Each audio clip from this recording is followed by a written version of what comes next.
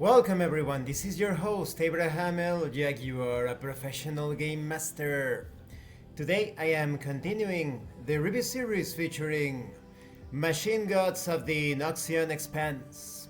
If you haven't seen the other parts of my review series, featuring this science fantasy tabletop RPG that you can play without a game master, that is as a solo experience or as a co-op experience with your friends, all of you participating as player characters, please check out the playlist in the description below.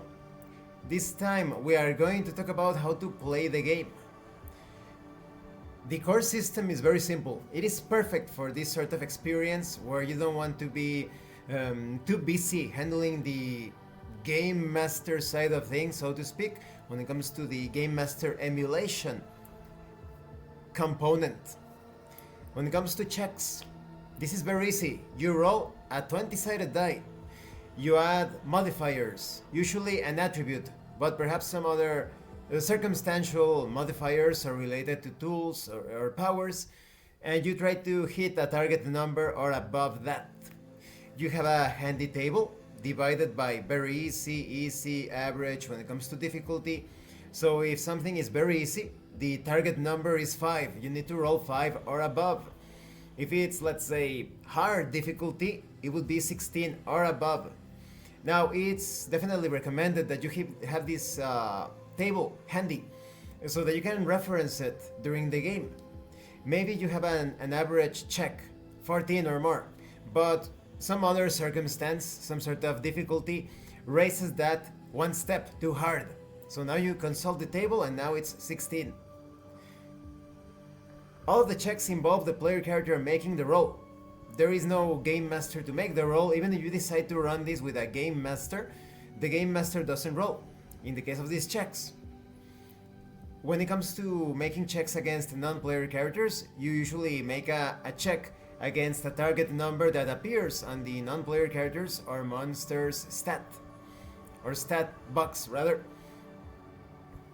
You also have an optional system, the dynamic target numbers table, which scales the difficulty up or down depending on your own level of experience, on your character's power level.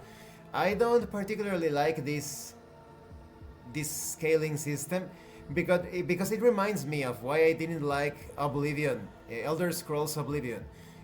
It always felt like you never felt like you were above the situation or below the situation. It always felt like just right, but that is not realistic.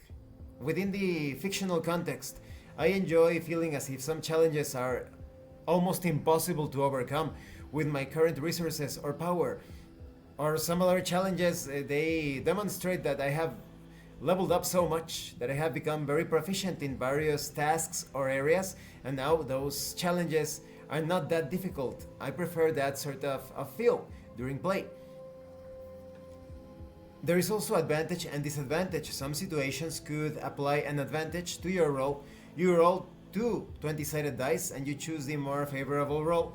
Or in the case of disadvantage, you roll 2 20-sided dice and you choose the less favorable result.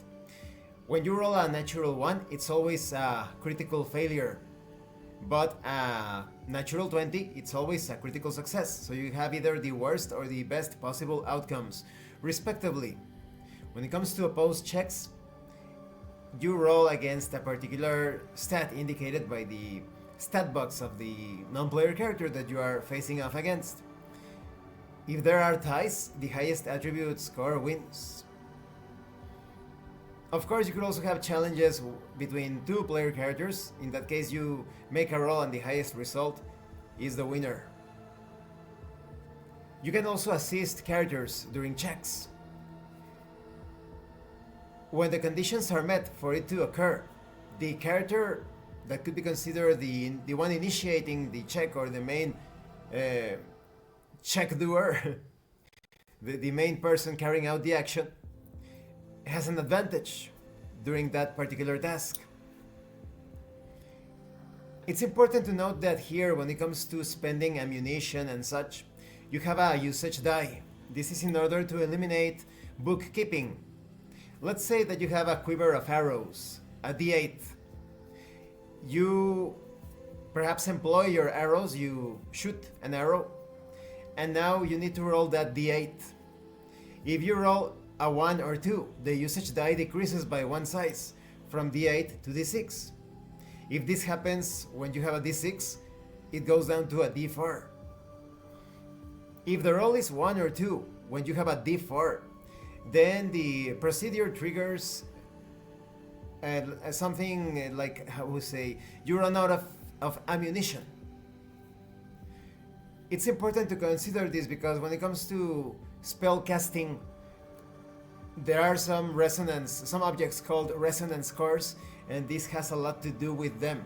So to simplify matters, any sort of ammunition, sling bullets, arrows, magical powers, they are tied to or represented by a d8, perhaps a d6, a d4.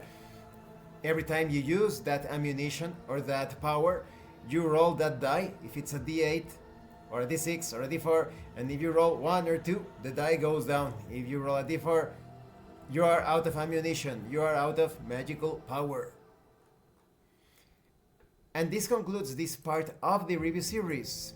In the next part, we are going to talk about combat. This is such a great system. It's quite reminiscent of Dungeons & Dragons 5th edition, but even further simplified. You will see that as we go into the combat aspect. Especially when it comes to spell casting, it is so Dying Earth. It will also remind you of Numenera.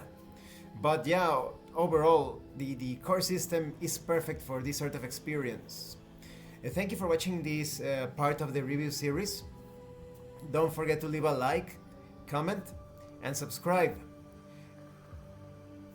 We still haven't set a date, but one of my friends and I, we are planning to do an actual play, a cooperative actual play of Machine Gods of the Noxian Expanse, and I hope that will serve as a tutorial for you to play cooperative tabletop RPGs without a game master, because sometimes people don't know how to roleplay in a cooperative type of game. And thank you so much to those of you that are going the extra mile to support the channel. If anyone else wishes to further support the channel, consider joining as a member using the super thanks button. Take a look at the information in the description and in the pinned comment. Oh, excuse me. This has been your host, Abraham L. Jaguar, a professional game master. And remember, roleplay solves everything. Once again, thank you and see you later.